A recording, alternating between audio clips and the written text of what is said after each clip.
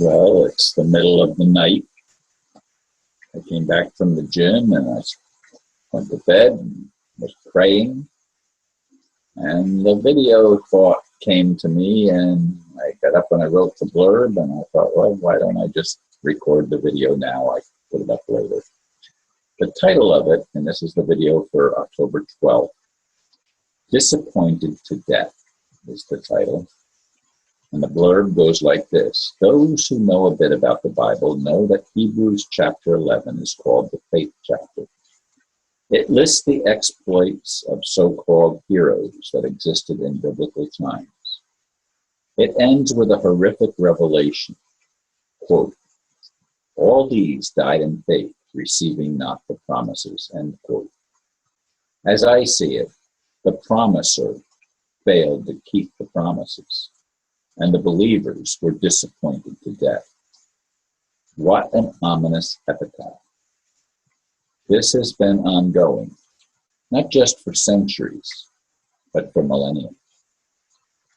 As I asked in another video, will the real God, the one we call loving, please stand up and stop lying to us? You say it's not you? Then I have to ask, is the liar called the God of this world actually on your side? If so, it does not speak well of you. That's a huge price to pay for taking a bite of some forbidden apple. As I said, I couldn't sleep. And yes, I still pray. I talk to God, and I talk to him just like what I'm saying in the blurb and what I've said in other videos. I talk to him like he's real. I talk to him like he can hear. I talk to him like he is loving, because that's what I've known God as all of my life. I've known God to be loving, but that's a belief. And belief has a lie in the middle of it, doesn't it? Think about it in English. Belief or believer. It has a lie right in the middle of it. And have we believed a lie? Have we all been lied to? I suspect we all have been lied to, but who's the liar? Who's the liar? Is it the God of this world, the one we also know as Lucifer? Or is it the actual creator of heaven and earth? Beyond all else, is it the one that penetrates everything in existence? That's the one that I call God, the one that is everywhere present, the one that is omniscient and omnipotent. But if God is omnipotent, which means all powerful, why the hell does he punish people for eating forbidden fruit generation after generation for millennia? Why? Does that make sense to you? It doesn't make sense to me, and it doesn't sound like love to me. It's not just, it's not fair.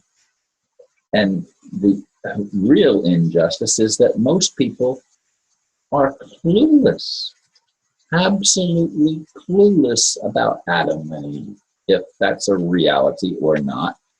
Clueless. It doesn't register, nor does it make any difference, nor does it make any sense. It's something that's unknown.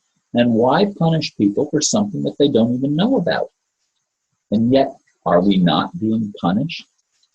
Do we not have to endure the rule of beings that are selfish, that are greedy, that are liars, that are murderers, that are rapists, that take advantage of everybody that they can, enslaving those that they can enslave, and pushing the slaves to higher and higher positions so that they can abuse others, called police. The abusers called police, called soldiers. Folks, think about it. This is what's happening to me in my life at this time. I have to face realities that I didn't even know probably existed. I never thought about it, at least not in the detail that I'm thinking about it now as I'm about to turn 70 years old. And I've lived my whole life since I was a little boy with the dream of the kingdom of heaven on earth. That's been my dream. And I have somebody write to me recently, no, heaven is in, when you die, you go to heaven. Well, that's bullshit. I'm sorry. That doesn't resonate. That's this life doesn't matter. It's only the life that comes after we die that matters. Come on, give me a break. Give me a break. You're going to punish me all of my life, and then you're going to reward me for being punished when I go to some heaven, in some other dimension, in some other reality. And this one didn't mean a damn thing. I'm sorry, that doesn't cut the mustard for me. That doesn't measure up as being realistic. It's unreasonable, and it's actually evil. It's evil. It's living everything backwards. That's what evil is, it's living backwards. And are you wanting to live on a planet or live anywhere where everything is backwards, everything is inside out and upside down, and nothing is what you think it be, everything is distorted? Is that the kind of world that you want? It's not the kind of world that I want. And if that's the only kind of world that's available, get me out of here. And don't ever let me come back anywhere. I don't want to. I can't love evil. I can't love evil. I'm sorry. If I'm supposed to be able to love evil, if that's the test, that I can accept evil as being good, then I'm going to fail that test every single time. And I don't want to ever pass it, ever, ever. And I don't care who tries to sell it to me. It doesn't add up. And you may not like this. I may be stepping on toes. I'm stepping on my own toes. I'm stepping on my own beliefs.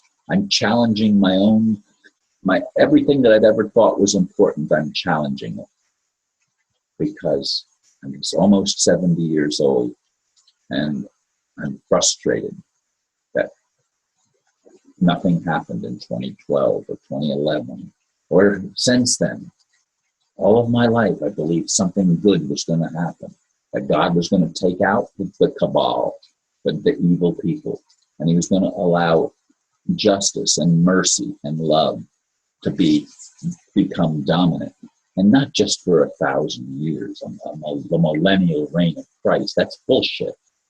How about the forever reign of goodness? How about letting evil be eradicated? Give it a chance to repent. Give the beings a chance to repent. If they don't repent, just wipe them out and forget that they ever existed. Because that's what I want. That's what I want for me. If I was going to do evil, don't ever let me exist, and don't give me a vision of something positive and not allow me to fulfill that vision. They died in the faith, receiving not the promises. That's torture. I'm sorry, that's torture. And it's not loving at all. Not at all. So anyway, these are the crazy thoughts that are going through my mind as I was laying in bed with the lights out praying. And then I get up and I wrote, disappointed to death was what the phrase that came out in my prayer. And I tried to write it in the dark, but I couldn't see, so I turned the light on, and the rest is history. I ended up making this video. So I appreciate you listening, and let's get a hold of the real God.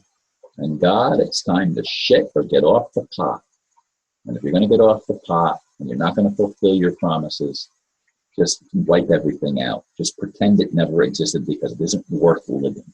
Thank you very much. Namaste.